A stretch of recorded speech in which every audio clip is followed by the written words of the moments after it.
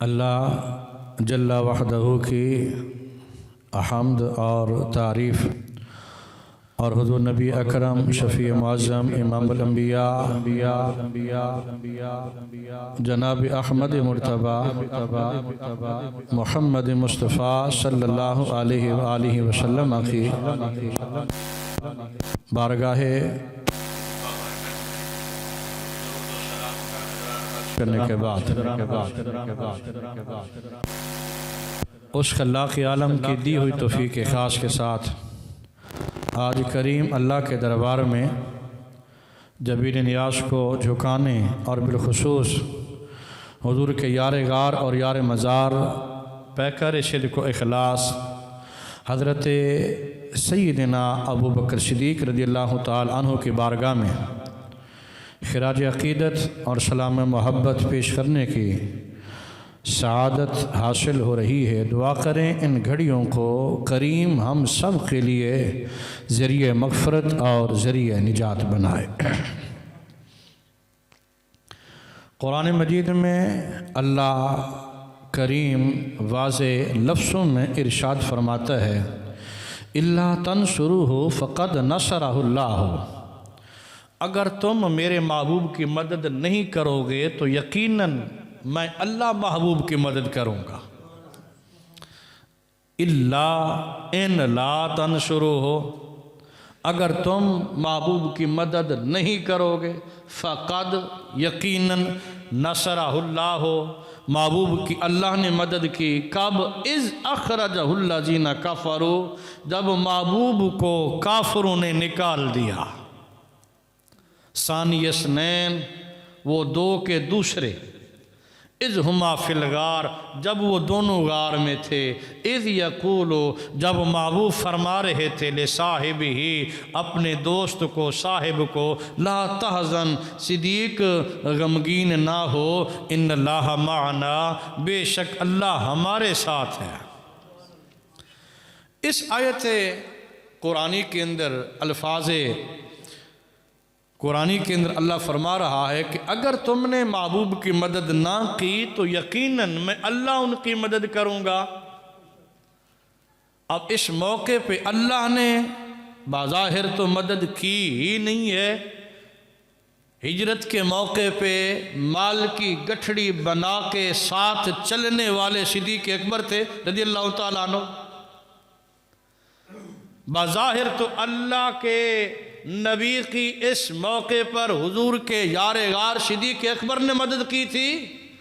رب بتانا یہ چاہتا ہے کہ نعت والو، یہ صدیق اکبر کی محبت میں اللہ ہی کی محبت ہے، صدیق اکبر کی معاونت میں اللہ ہی کی معاونت ہے۔ میرے صدیق کا مدد کرنا در حقیقت اللہ ہی کا مدد کرنا ہے۔ اگر صدیق کی مدد خدا کی مدد ہے تو نبی کی مدد خدا کی مدد کیوں نہیں ہے؟ مات ماری گئی۔ اگر قرآن کے الفاظ پہ بندہ غور کرے، قرآن کے لفظوں پہ اللہ غور کرے تو رب حرف تحقیق لفظ قد سے فرما رہا ہے فقد نصرہ اللہ، یقیناً اللہ نے ان کی مدد کی۔ تو صدیق اکبر رضی اللہ تعالیٰ عنہ اس موقع پہ گھر کا اثاثہ اٹھا کے گٹھڑی بنا کے محبوب کریم صلی اللہ علیہ وسلم کے ساتھ جو چل رہے تھے، اور یہ مالی جو مدد صدیق اکبر حضور کی اور دین اسلام کی کر رہے تھے، اس مدد کو رب نے فرمایا یہ مدد صدیق نہیں کر رہا، میں اللہ مدد کر رہا۔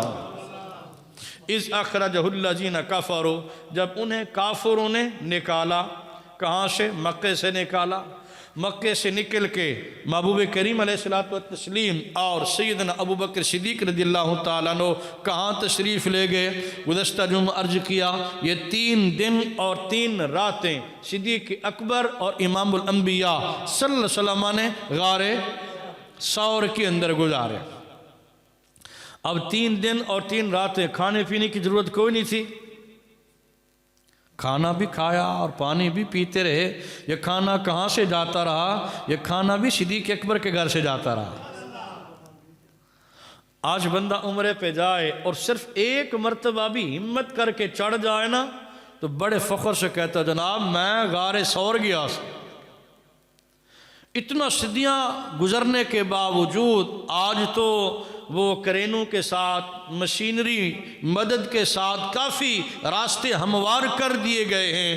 یہ آقا کے ولعص دور کے اندر یہ رستہ کتنا کٹھن اور دشوار رستہ تھا، لیکن قربان جاؤں صدیق اکبر رضی اللہ تعالیٰ عنہ کے اہل خانہ پر اور محبوب کریم علیہ الصلوۃ والتسلیم کے ساتھ محبت کرنے والے ان افراد پر، اور بالخصوص حضرت سیدنا اسماء رضی اللہ تعالیٰ عنہ صدیق اکبر رضی اللہ تعالیٰ عنہ کی جو بیٹی ہیں، یہ کھانا پکا کے صبح بھی اور شام بھی زہرا کے بابے کی بارگاہ میں پیش کرتی۔ تو یہ صبح شام چڑھنا اور پھر بچی کا چڑھنا، پھر پتھروں کو رونتے ہوئے حضور کی بارگاہ تک اتنی بلندیوں پہ پہنچنا، یہ خدمت کسی اور کے نصیب میں نہیں تھی، یہ صدیق اکبر رضی اللہ تعالی عنہ کی اہل خانہ کے نصیب میں تھی۔ صرف بیٹی نہیں، ان کا جو غلام ہے میسرہ، وہ دن کو کفار کی باتیں سنتا، وہ جو کافر اسلام کے دشمن، حضور کی ذات کے دشمن تھے، اسلام کے خلاف پروپیگنڈے کرنے والے، ان کی ساری باتیں بھی سنتا رہتا اور بکریاں بھی چراتا رہتا۔ وقت ملنے پہ یہ غلام بھی اپنی وفا کا حق ادا کر رہا ہے۔ کہتے ہیں نا، کوئی دودھ پی کے بھول جاتا ہے اور کوئی نمک کھا کے بھی رکھتا ہے یاد۔ صدیق اکبر قربان جاؤں، تیرا رزق اتنا پاکیزہ تھا، تیری تربیت اتنے کمال کی تھی، بیٹی تو بیٹی رہی، اہل خانہ تو اہل خانہ تھا، وہ جو نوکر تھے وہ بھی امام الانبیاء کی غلامی کے اندر لگے ہوئے تھے، وہ دودھ دو کے سرکار کی بارگاہ میں پیش کر رہا ہے۔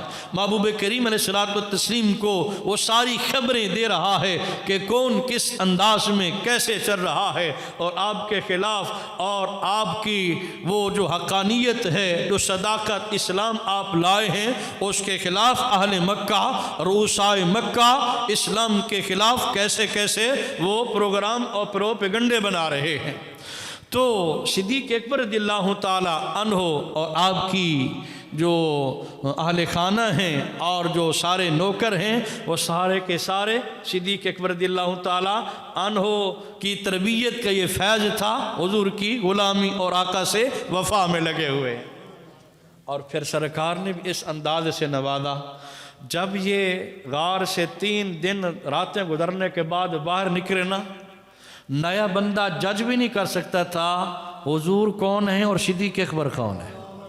حقیقت ہے، اس کو کہتے ہیں توجہ اتحادی، یعنی جو کمال کے ہوتے ہیں، جو بارگاہ خداوندی تک جن کی کماکو رسائی حاصل ہوتی ہے، وہ عارف باللہ، وہ اللہ تک جن کی رسائی اور معرفت خداوندی کے بحر بے کنار کے اندر وہ جو غوطہ زن ہوتے ہیں، وہ جو جب جس کو نوازتے ہیں نا جی، سامنے بٹھا کے جب توجہ کرتے ہیں، جیسے ظاہر کو بدلتے ہیں باطن کو بدلتے ہیں، ظاہر کو بھی بدل کے رکھ دیتے ہیں۔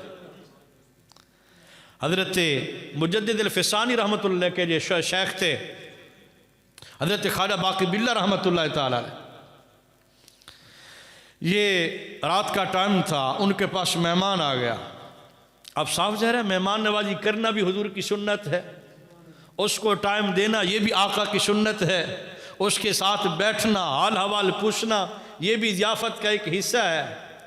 اللہ کا ولی نے سوچا اگر اس کو ٹائم دیتا ہوں تو میری تسبیحات جاتی ہیں، ذکر و اذکار جاتا ہے، میری عبادت جاتی ہے، اگر وقت نہیں دیتا تو پھر یہ سنت کے خلاف ہوتا ہے، اب کیا کروں؟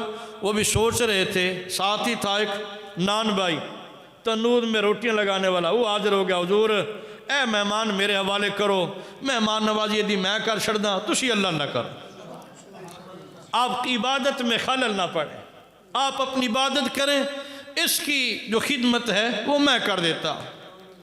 اللہ کا ولی خوش ہو گیا، جب اللہ کے پیارے خوش ہوتے ہیں تو اللہ بھی خوش ہو جاتا ہے۔ ٹھیک ہے بیٹا لے جا تو اس کو۔ عبدالعزیز محدث دہلوی رحمۃ اللہ فرماتے ہیں وہ لے گیا، اس کی رات کو خدمت کی، کھانا کھلایا، خدمت کی، حال احوال پوچھا، اس کو راضی کیا۔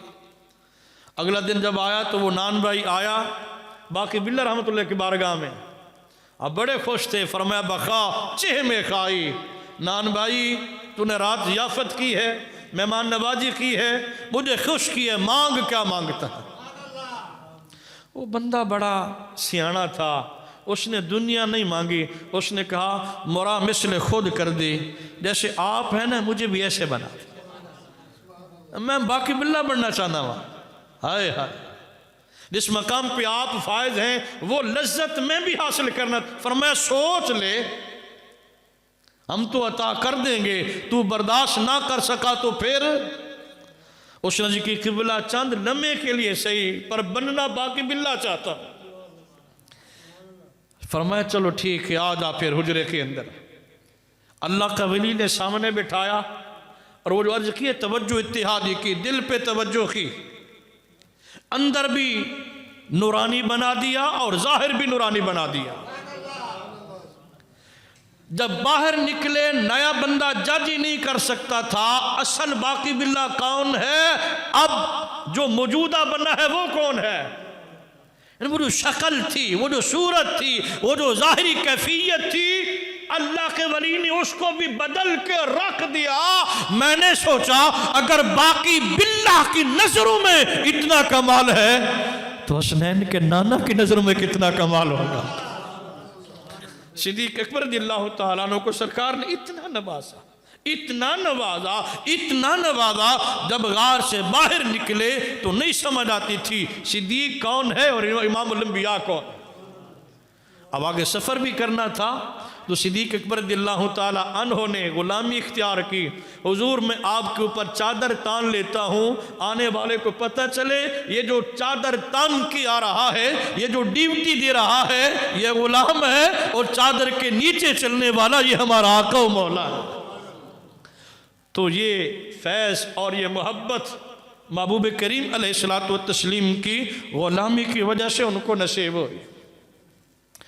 کہتے ہیں نا، اور حدیث قدسی کے الفاظ بھی ہیں، ان اللہ لا ينظر الى صورکم، بے شک اللہ تمہاری شکلوں کی طرف نہیں دیکھتا، تمہاری شکلوں کی طرف وہ خود بنانے والا ہے، ضرورت ہی نہیں ہے اس کو دیکھنے کی۔ ربا کیا دیکھتا ہے؟ وَلَكِنْ يَنْظُرُ إِلَىٰ قُلُوبِكُمْ، فرمایا میں رب کی نظر رحمت جب بھی پڑتی ہے تو ہمارے دلوں پہ پڑتی ہے۔ یہ کیا سوچ رہے ہیں، یہ کیا ترجمانی کر رہے ہیں، یہ دل پلاننگ کیا کر رہا ہے؟ انسان چلتے چلتے تو موت کی دہلیز پہ پہنچ گیا اور تو نے ابھی بھی دنیا نہ چھوڑی، بچپنا اور پھر جوانی اور پھر بڑھاپا، ملک الموت پہنچنے والا ہے، اب بھی خدا کو منانا تجھے یاد نہ آیا؟ حضور میاں صاحب رحمت اللہ فرماتے ہیں ہڈیاں کھڑکن تے گوڑے دھڑکن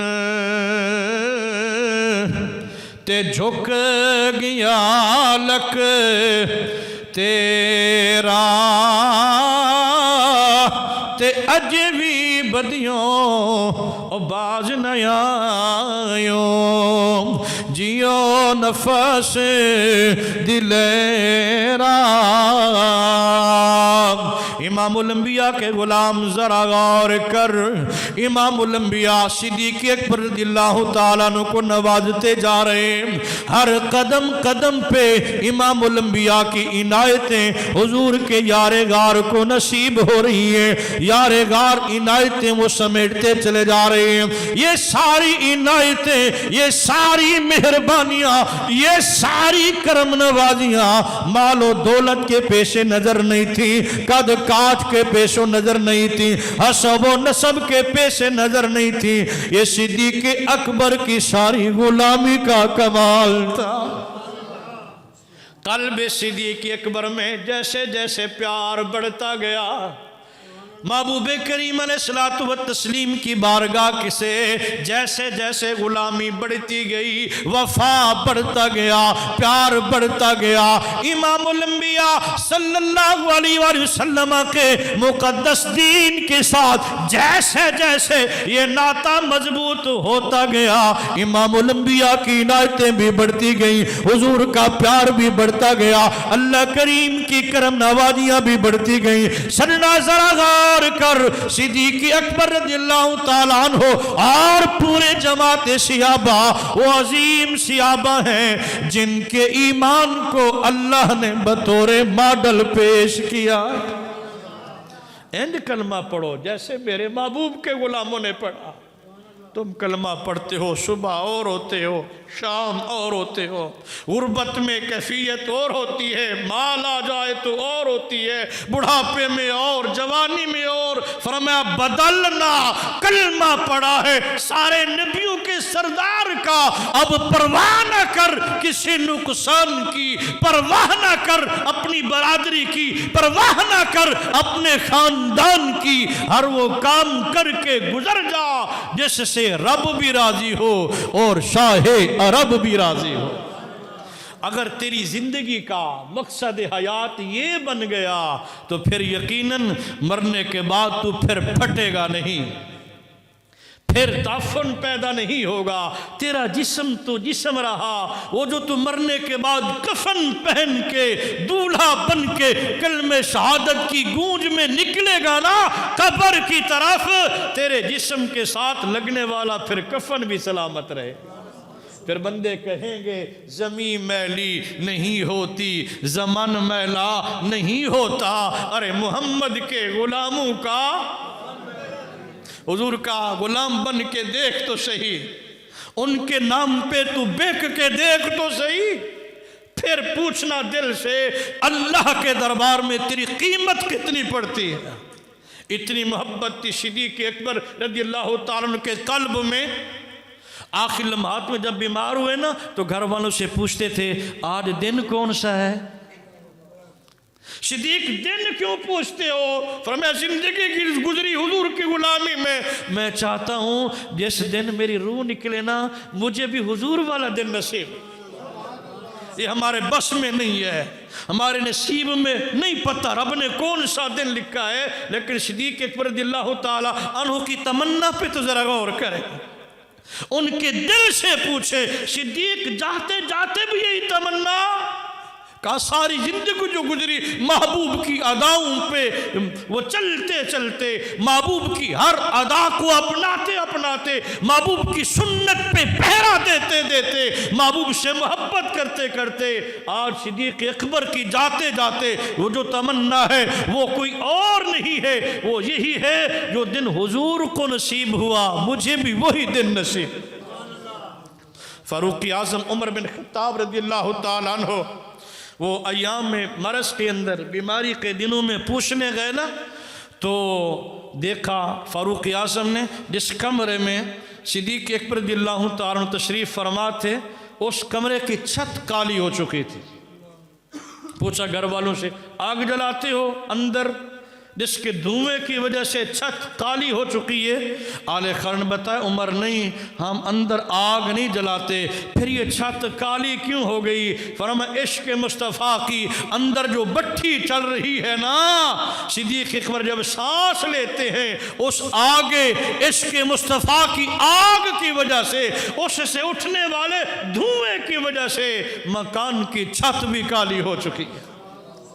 और फिर इनकी ये तमन्ना थी कि मेरे रूह निकलने के बाद जब मुझे तुम तैयार करवा चुको, मेरा जनाजा पढ़ने के बाद मेरी मैयत को हुजूर के रोज़े पे ले जाना।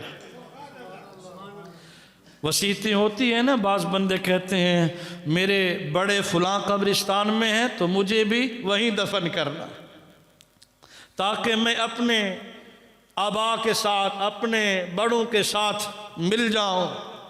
ये सिद्दीक़ अकबर हुजूर के यार गार की जो तमन्ना है, ये अहले खाना को जमात सहाबा को जो वसीयत फरमा रहे हैं कि मेरी जो मैयत है जनाजा पढ़ने के बाद हुजूर के रोज़े अनवर पे ले जाना और अर्ज़ करना हुजूर غلام حاضر ہے. جملوں پہ ذرا غور کرنا. حضور غلام، یہ مردے کو ایسے کہا جا سکتا ہے؟ یہ کون فرما رہے ہیں؟ صدیق اکبر فرما رہے ہیں اور جماعت صحابہ کو فرما رہے ہیں کہ میرا جنازہ پڑھانے کے بعد میری چارپائی حضور کے روضے پہ لے جانا اور عرض کرنا حضور غلام حاضر ہیں.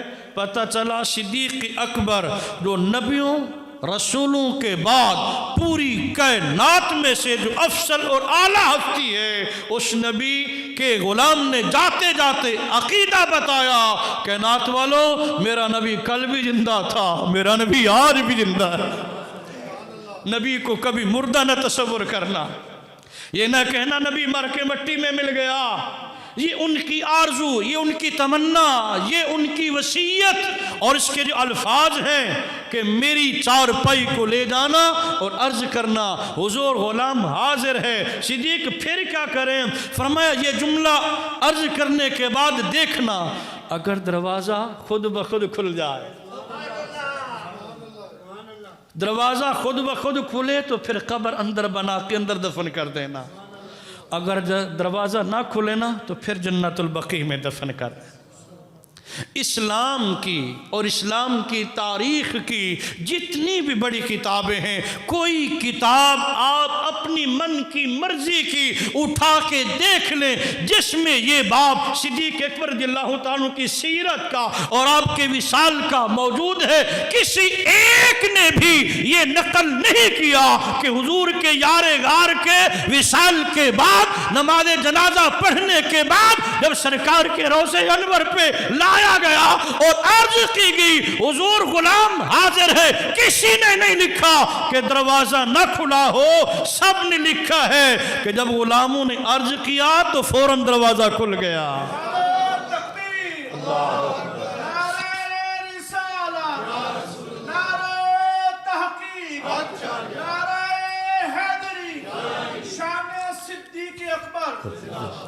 پھر صرف دروازہ ہی نہیں کھلا، آواز آئی اندر سے. جیسے یہ وہی منظر تھا جیسے ایک دوست اپنے دوست کے انتظار میں ہوتا ہے. الفاظ ہیں اوصل الحبیب الحبیب وفی روایت ادخل الحبیب الحبیب، یار کو یار کے ساتھ ملا دو. اندر سے آواز آنا اور پھر روز انور کے دروازے کا کھل جانا اس بات کی عظیم دلیل ہے صدیق اکبر وصال کے بعد بھی بڑی عظمتوں اور بڑے مقام و مرتبے کے حامل. اللہ کے نبی کے دربار کے اندر ان کا مقام اتنا عرفہ اور اعلیٰ. سرکار نے اپنی حیات ظاہری کے اندر فرمایا انت صاحبی فی الغار. صدیق تو غار میں میرا ساتھی تھا، وصاحبی علی الحوض، حوض کوثر پر بھی میرا ساتھی ہوگا. یہ جو درمیان والا پیریڈ ہے اس کا حضور نے ذکر نہیں کیا تھا. یہ دنیا کا سفر یہاں سے شروع ہوتا ہے اور محشر تک ختم ہوتا ہے، اس کے بعد تو جنت دوزخ کے فیصلے ہی ہے. یہ جو درمیان میں تھا عالم برزخ، اس کا سرکار نے اپنی حیات ظاہری کے اندر ذکر نہیں فرمایا تھا. یہ ہے تو غار میں میرا ساتھی ہے، تو مزار، تو حوض کوثر پہ بھی میرا ساتھی تھا. درمیان کے اندر صدیق اکبر رضی اللہ تعالی عنہ نے اپنی قلبی تمنا صحابہ کو بتا کے اور وصال ظاہری کے بعد دروازہ کھلا کے اندر دفن ہو کے بتا دیا امتیوں یہ وہ نبی ہے جس کے بارے میں یہ کہا جاتا ہے کہ لجپال پریت نو توڑ دے نہیں، جدی باں پھڑ دے انہوں. زندگی سے لے کر سارے سفر کے اندر میں امام الانبیاء کے ساتھ ہی ہوں. اور تم بھی کہتے ہو، زمانہ اس بات کو تسلیم کرتا ہے جہاں کی مٹی ہوتی ہے بندہ وہیں پہنچ جاتا ہے. اسباب بن جاتے ہیں. بندہ ہوتا کہیں کا ہے، فوت کہیں ہوتا ہے اور دفن. یہ معاملات ہوتے ہیں، پلاننگ ہوتی ہے اہل خانہ کی ورثاء کی. حقیقت یہ ہے کہ بندے کی مٹی جہاں سے بوقت تخلیق اٹھائی جاتی ہے نا، بعد از مرگ بندہ وہیں پہ.